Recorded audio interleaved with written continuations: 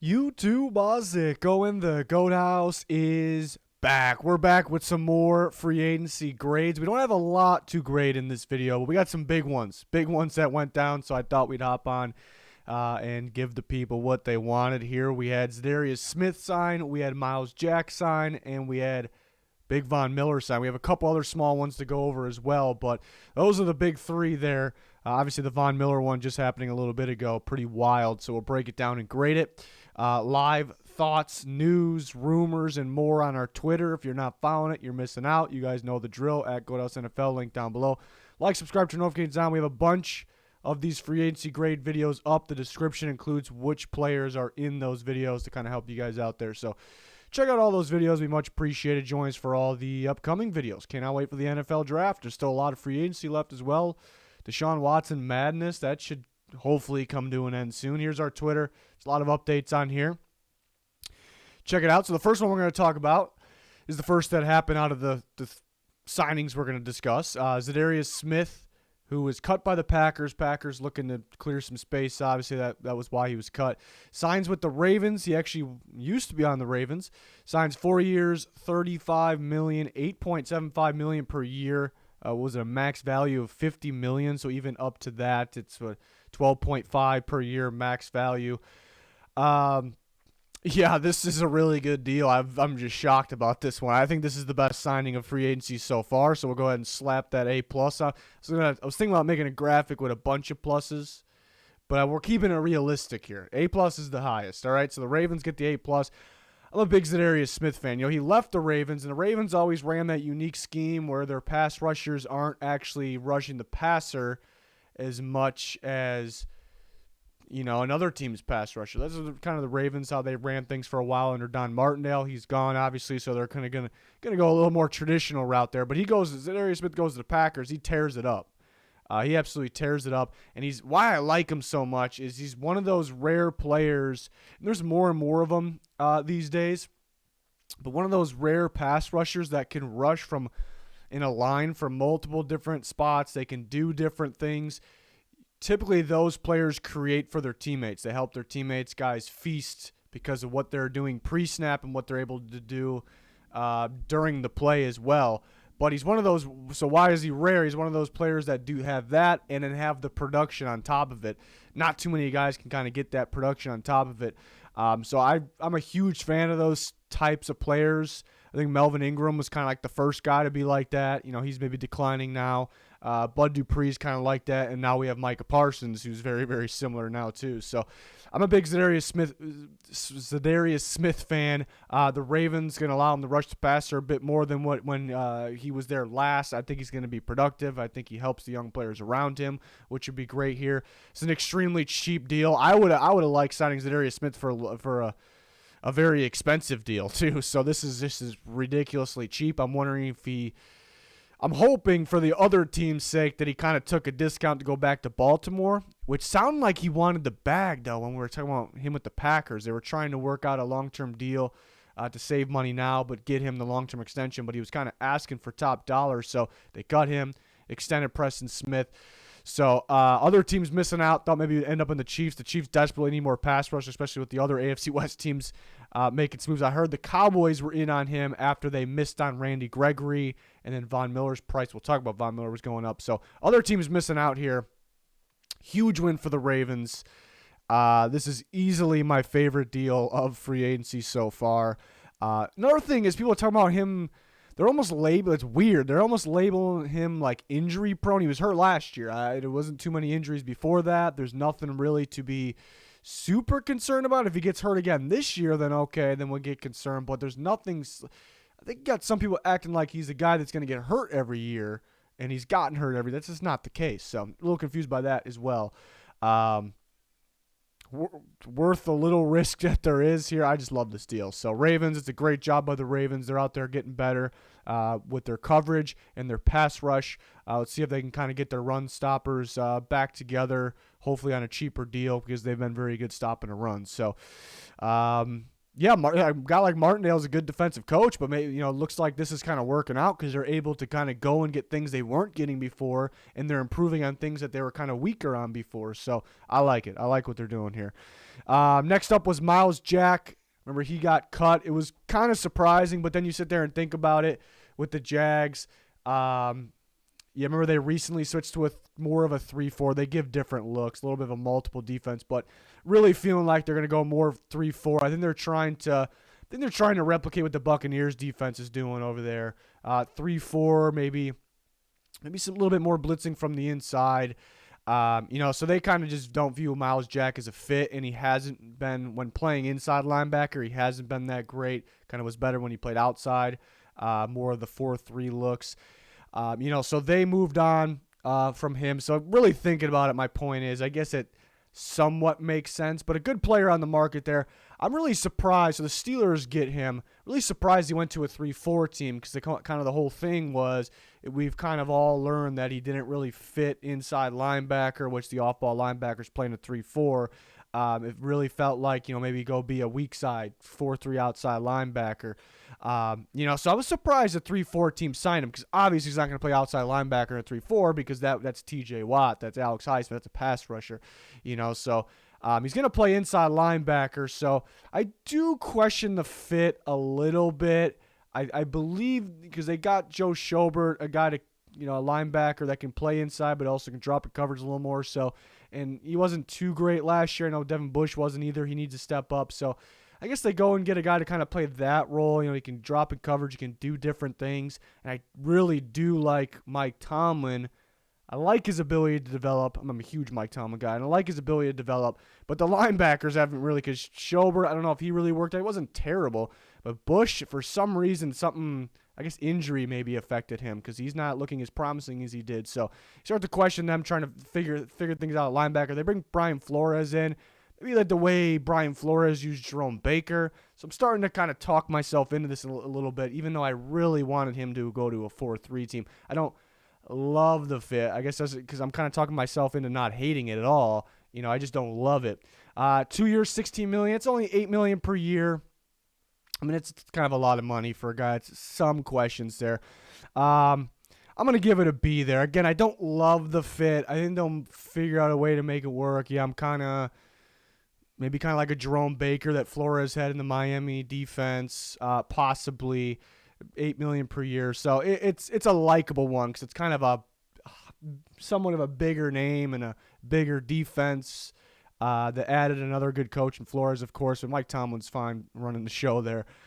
So I'll give it a B. Again, what $8 million per year on a team like I was starting to think maybe Jets. A team like that, I would have liked it a little more just because I would have felt a little better about the fit. But then there's 3-4 teams like the Steelers. There's other 3-4 teams that I would like less than the Steelers. If he went to I don't know the team on top of my head, a 3-4 team that needs a linebacker that I just wouldn't think he would fit.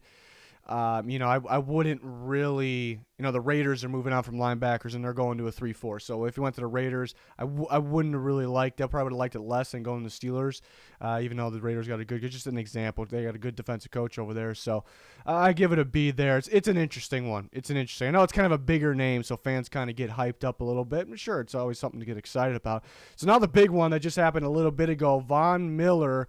And it was just starting to sound like it was like, oh, here come the Cowboys. We know the Browns are in, but you watch out for those Cowboys. And I was kind of sticking to my original prediction. I think the Rams find a way. And then it comes out that the Rams are still talking to him. It almost sounds like it's getting closer. So it's like, all right, he's going back to the Rams. And all of a sudden, boom, he's going to the Bills.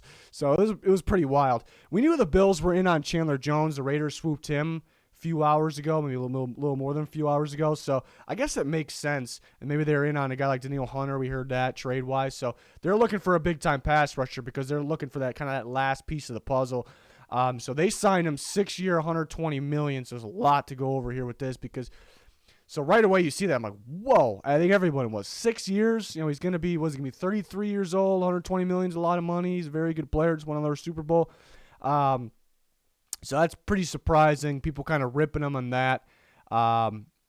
And then you kind of, well, we still want to see the full exact details. We don't know of the layout of the contract. We don't really know that. But basically, when you start digging around and looking at the contract, well, people are throwing out the 3-year, $53 million. But what I don't agree, there's people out there that say, well, really the deal is 3-year, 53. I don't like when people say that because no, the deal is six years, 120 million. That's what they announced. That's what the deal is.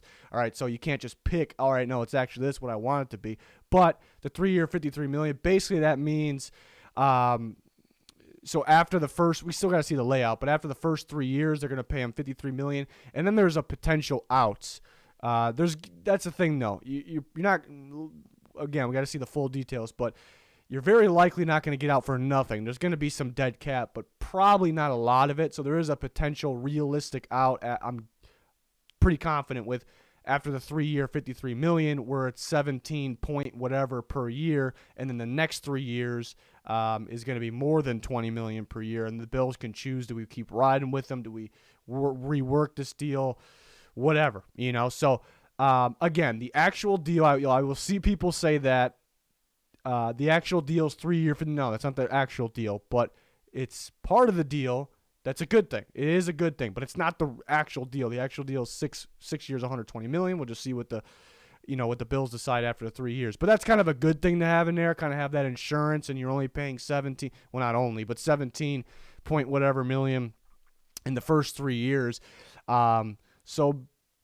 I guess you can't take it fully as, they're stuck 6. That's rarely, it's not just, this is not a special contract. It's every contract. No team is stuck for the exact years and money that is on your screen right now. So tough one to grade after all that. Tough one to grade because, 6 years is pretty lengthy. Again, it might be shorter than 6 years. 6 years pretty lengthy, 20 million per year.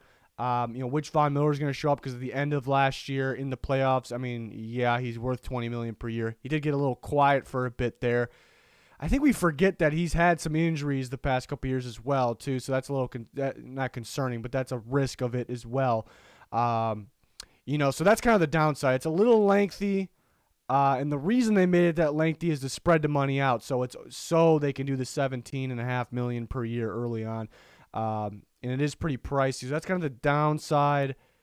The positive is this could very well get the Bills a Super Bowl. It could. It may not. But it's kind of that last piece the Bills need. They were a little inconsistent when actually getting to the quarterback. They get pressure on the quarterback. For some reason, they couldn't sack the quarterback. It's kind of been a problem. They could, but not as much as you'd like them to for an elite team. So this definitely helps with that. Really trying to find other needs. They don't have too many other needs. They could use another corner, I guess. But so it's kind of that last piece of the puzzle that very well can win a Super Bowl. So that's kind of the good thing. So it's pretty tough to grade. It's pretty tough to grade this one because there is some risk. I guess this is one of those deals where it's definitely worth the gamble if you're kind of that player away, which is to be determined. Are they that player away? We feel like it is because the Bills have a great roster and they're a great team. And probably, could have kept going last year from where they got stopped. So sometimes it's because if it's a team that's not as good as the Bills, we're probably going to hate this, So it's a tough one. Another interesting team, the Bills run more of a 4-3. Has Von Miller played in that yet? I don't think we've seen him play in that yet. I'm not really too worried about that. This is extremely tough to grade. Out of all the ones, we've graded a lot of signings. It is the toughest one to grade because all the different factors here. It's basically one of those ones, if they don't win the Super Bowl within the next, 6 years or the 3 years, if that's what you want to call it, then it's not a great deal. It's kind of one of those types of deals here. So you got to, when you're this type of team, you got to take. I'm still, as you can tell, I'm still considering a grade here. But when you're this type of team, you got to take these types of risk. I just don't, at 33 years old, we're gonna put it right there in the middle at a B. If that's the middle, I guess C technically would be the middle, but you know what I mean there. Overall, the Bills get better. This could be that next step to winning the Super Bowl. There is a lot of risk with this. Even if you get out of it 3 years, it's a long time. I don't really like that talk either. Like, if like you're a fan of like the team, I see it a lot too from every fan base. Like if you're a fan of a team and you get like a big time player and your first instinct is to go, well, we can get out of it after 3 years. Like that's not really good talk. That's not. It doesn't sound like, it almost sounds like you're not loving it, because like, oh, when are we going to get out of it? It's shorter than you think, like I swear. So I don't love that talk, honestly, but Bills get better with this. This could be the move that could get them the Super Bowl. There is a lot of risk in it. I've been grading all these based off value, not based on how good the player is. That's how I do things here when we're grading draft picks, trades, everything. So we'll stay consistent in that, of course, and that's what I'll grade it on. So value, risky in the value, but again, you have to factor in, how good it makes a team, fit-wise and what they can become. You do factor that in as well, and that's the positive side of this one. So we'll give it a B. We'll give it a B there. All right, so some smaller deals. The Bills also signed like right after O.J. Howard, 1 year, $3.5 million. I gave it a B+.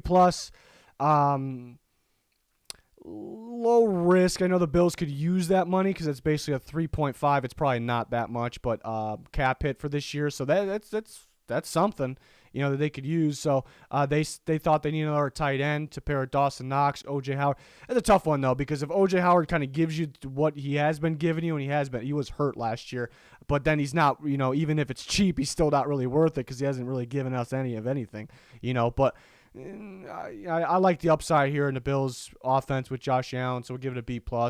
Seahawks signed Austin Blythe, 1 year, $4 million. The Seahawks need another interior offensive lineman. They got one with some experience here, but surprised he got $4 million. He got a dirt cheap deal, just sat around. No one signed him last offseason. Got a dirt cheap deal with the Chiefs. Didn't play because Creed Humphrey played, and he worked out. So then all of a sudden you turn around and get a $4 million deal. So I thought that was a little weird. Surprised you got $4 million. Seahawks needed somebody with experience in there, so I guess that's the positive. Texans bring in Kyle Allen, 1 year, $2.5 million. Decent backup, but give it a B. The Texans drive me nuts with all these random signings. They're doing the same thing they did last year. It's just I don't really know what the angle is. Just a bunch of re-signings and guys that are, not necessarily going to okay players, but not necessarily going to win you anything kind of big. Ogunbowale, some reps at running back the last few years too. It's just a random deal. I don't. The value's fine on it. I just don't like adding these RB2/RB3s, like a bunch of them. Just go actually get a starting running back. That's kind of my take. I don't know. Eric Murray, this one's a solid one. Good experience. He's been playing with the Texans, $5 million per year in 2 years. It's a solid one. Dolphins get Alec Ingold, Raiders fullback, 2 years, 7.5. I like this one because they needed a fullback with experience, a fullback that has experience of doing everything a fullback could do, and I think they get that here for the Mike McDaniel scheme. So I like that one. I give it an A. 49ers bringing Hassan Ridgeway. They lost a guy like DJ Jones. So they bring in a guy that can move around the defensive line, and the 49ers are pretty good at coaching those guys. They kind of needed a body, and they don't really need to overspend at that position because they already have guys as well. Javon Kinlaw, hopefully he'll be good to go. It's excited to see him come back. So I thought this was an A here. And then Chiefs bring back Andrew Wiley, 1 year, $2.5 million, just a kind of a key guy, for them, whether it's been a starter or depth over the past years. So we know he fits there. It's a good guy to have. Only $2.5 million. That makes sense. So we give it an A there. And once again, I'm sure there's more signings going on as we speak. We'll have you covered. Deshaun Watson situation maybe while I was talking, should come to an end here. Well, sort of a decision. But yeah, follow us on Twitter for the live updates, thoughts, rumors, everything there. Join us here on the channel for all this content. We got a bunch of these videos on the channel. More to come. Draft content as well. So join us. That's going to do it for this one. Thanks for watching. Goodbye.